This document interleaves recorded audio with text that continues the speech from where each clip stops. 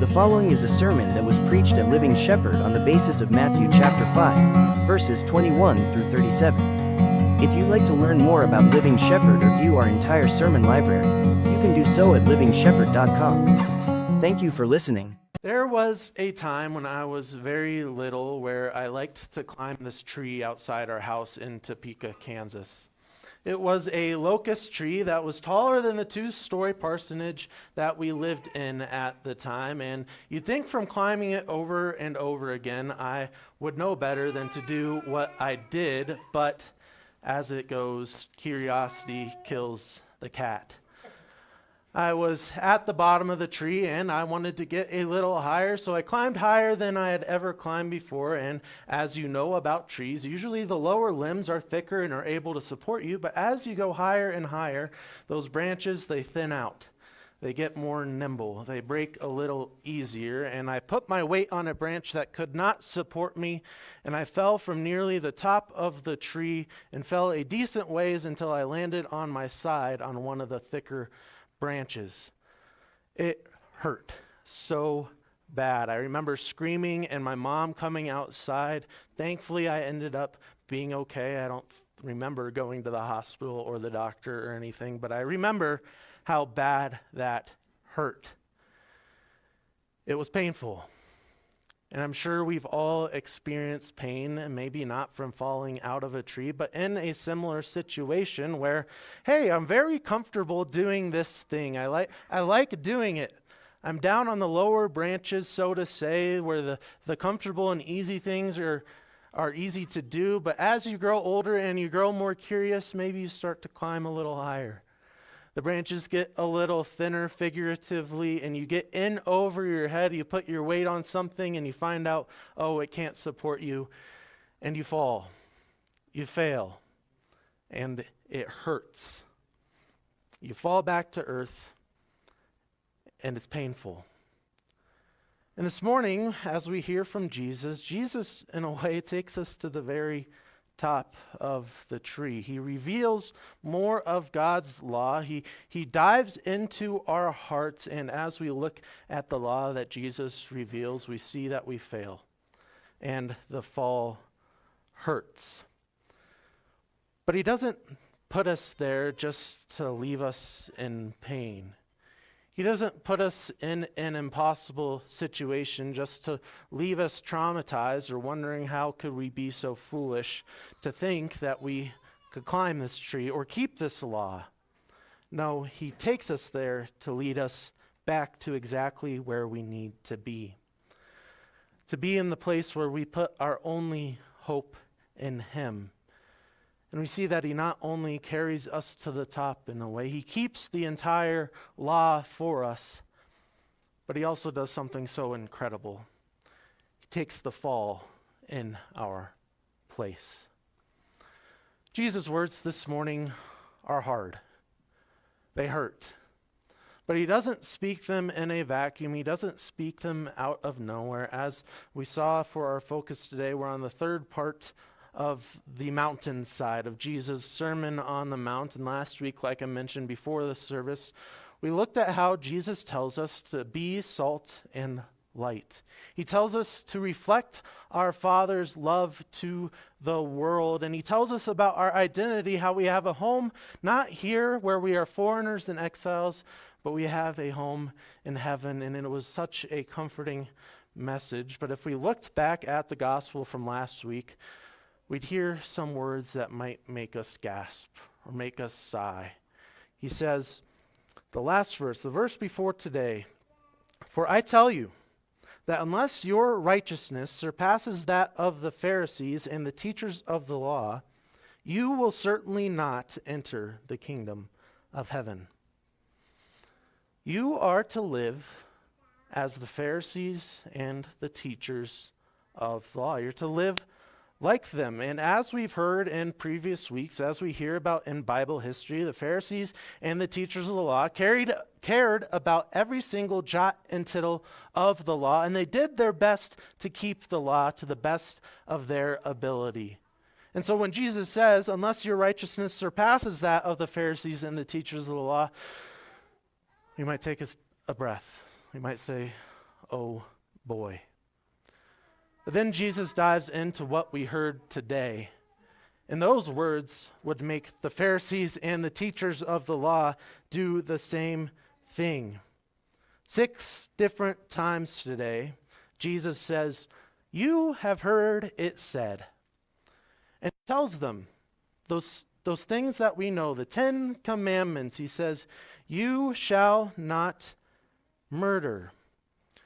And on the surface, if we just look at the law in that simplest form where the branches seem safe, like they can support our weight, that seems simple.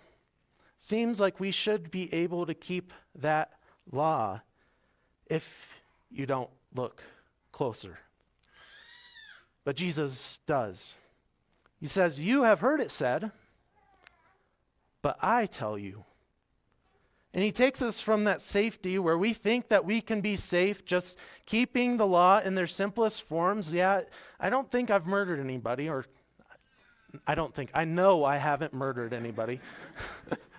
I know I'm safe in that regard. But he takes us from that simple law and he says, yes, do not murder, but also do not be angry. Do not call your brother or sister. Do not say raka, which means you numbskull. Don't belittle each other. Don't even say you fool to someone. Don't come before God if you hold a grudge. They knew the law said do not murder. But Jesus takes them deeper. He takes them higher to see what that commandment actually means.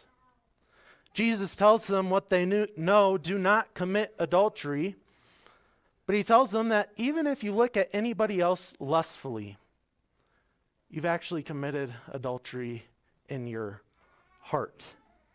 Maybe you haven't committed the outward act. Maybe you have. But if you even look at somebody lustfully, you've committed adultery. You've failed in that regard. Jesus takes us higher. And he says the consequence for even looking at somebody lustfully is worse than if you gouge out your eye or cut off your hand. You're in danger of being thrown into the fire of hell. Jesus tells them what they already know. Do not commit false testimony. But don't just not swear to God. Don't swear to heaven. Don't swear to earth. Don't swear to Jerusalem. In fact, don't swear by anything. Don't swear on your grandma's grave. Don't swear on your own life. Don't swear on a box of crackers. Simply let your yeses be yes and your no's be no. Anything beyond that is unnecessary and breaks the 8th commandment. And if we were to keep reading through Jesus' Sermon on the Mount, we continue to see how he'd reframe the law. He'd take them higher from where they thought they were safe, and he would take them to the top where no branch could support their weight. And we know that fall, it hurts. It's painful. In the introduction, I mentioned how when I was very little, I remember that pain of falling out the tree. And maybe I'm weird, but honestly, my memory's kind of bad. I don't remember anything really before middle school.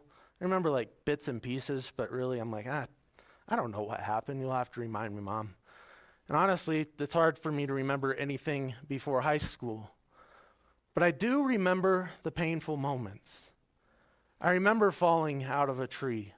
I remember going to the hospital when I was 3 or 4. I remember falling off the electric scooter and scarring my hip. I remember those painful moments, but it's more than physical pain that we remember, isn't it? I looked through the words this week in Jesus' Sermon on the Mount, and man, I fell hard then too. Because I remember the painful moments of sin. I remember the worst things that I have ever done, and I remember how ashamed and embarrassed they make me feel. I remember the worst things that people have done to me, the sin that was committed against me, and I remember how they made me feel. I remember the worst things that people did to each other, and I remember them because they stick with you, those painful moments. The higher you go, the harder you fall.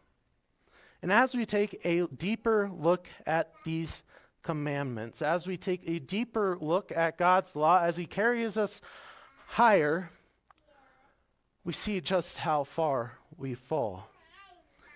We look deeper into our hearts and we see just how sinful we are, how we've fallen short. And I'm guessing that all those experiences that I've mentioned, those painful moments, you can remember those painful moments too.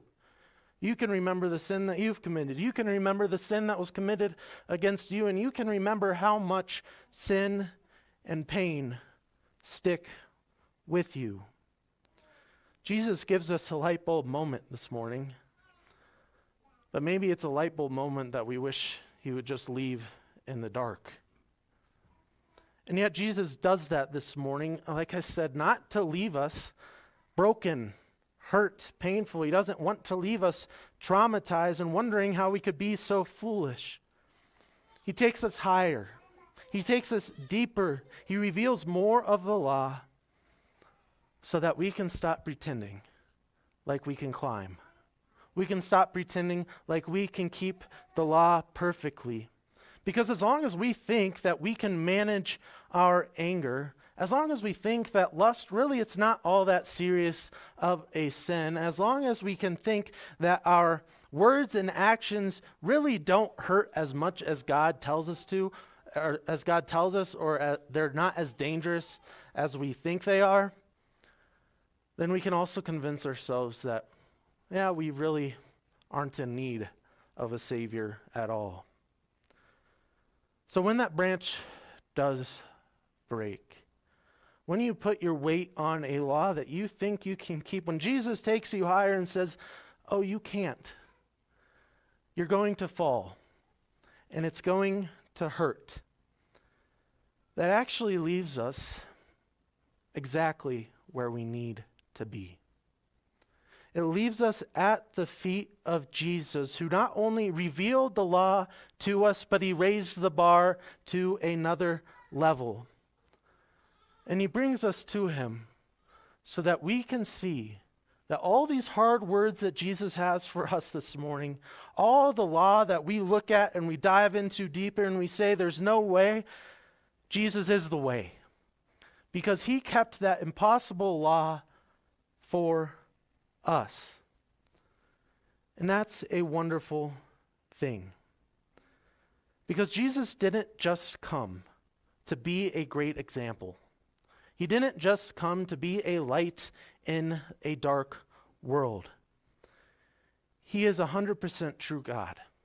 He is 100% true man. And as true man and true God, he stepped into your place.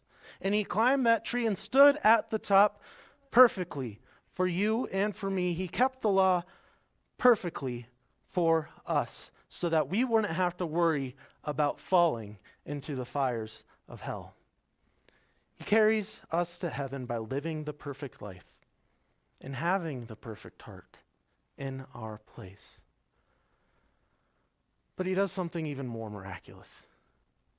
That's about as miraculous as you can imagine something being, somebody doing something so perfectly in your place and giving you all the credit, but he did something even more shocking. He took the fall. He took the fall for us. All those terrifying verses that we read in the gospel this morning, all those things where Jesus tells us what we deserve, he took that punishment for you and for me. In Jesus, we see the ultimate display of grace by him crediting us with his actions, with his heart. And we see the ultimate display of justice where he takes the punishment that we deserve on the cross. We have our painful moments. We have our sin. We have the sin that was committed against us. But the wonderful thing that Jesus does for you and for me, he gives us a place to put it. He says, put it on my shoulders. And as you look back at all that pain that sticks with you, those moments that make your stomach churn, go to Jesus. place that pain, place those moments, place that sin on his shoulders on the cross where he took the fall for you and for me. And know that in their place, Jesus gives you more than the Pharisees' righteousness. He gives you his own righteousness. Which means that when God looks at you, he doesn't see your failures. He doesn't see you fall. He doesn't play your embarrassing or shameful moments on repeat. Instead, he sees you as his own dearly loved child, covered in the blood of his perfect Son. And he sees you as 100% completely pure and righteous. And when you know that, when you hear the good news of what Jesus has done for you, something incredible happens. You are completely free from it. They say there's only like two things that you're born with, or two fears that you're innately born with. It's the fear of falling and the fear of loud noises. And that's why when a baby is born, oftentimes, in order to get them to draw their first breath, they want them to take that, they'll drop them a little bit. Or they'll bang a loud noise. They'll drop a stack of books on the floor. The rest of the fears, there might be some other ones that you're innately born with, but the rest of the fears are learned. They're experienced. The fear of spiders might be from culture or from a bad experience. The fear of public speaking or of something else that might come from an experience that you learn. But can you imagine that when you're about to do something that you are terrified of, whether it's public speaking, getting up in front of a crowd, falling, or something else, that instead of you having to do it, somebody stepped into your place or took over for you, and you know that that person is going to face that fear confidently, and they're going to do it perfectly for you.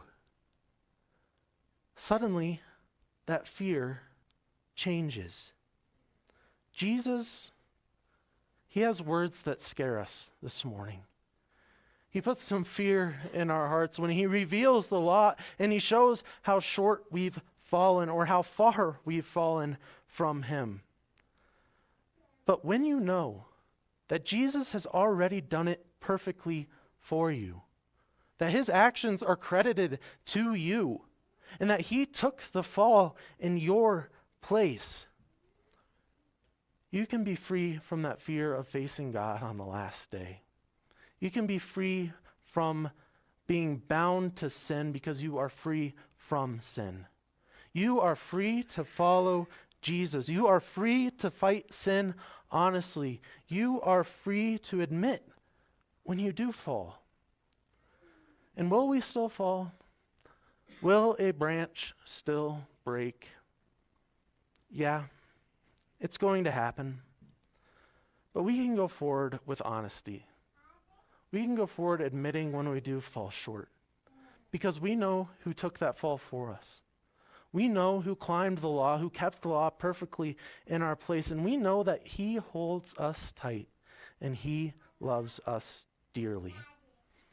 And when we do fall, we go back to exactly where Jesus wants us to be. At his feet, at the cross, where we hear that he loved us so much and that he forgives us fully.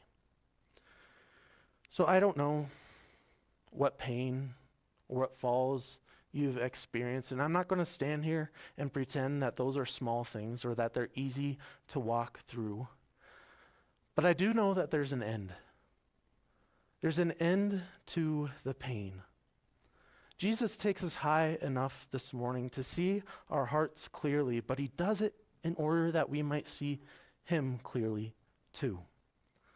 The Savior who fell for us, who forgives us, who lived perfectly in our place. And one day we won't be looking up through the branches. We'll be looking at him face to face in glory, where every fall is over, every sin is gone, and every pain is replaced with joy.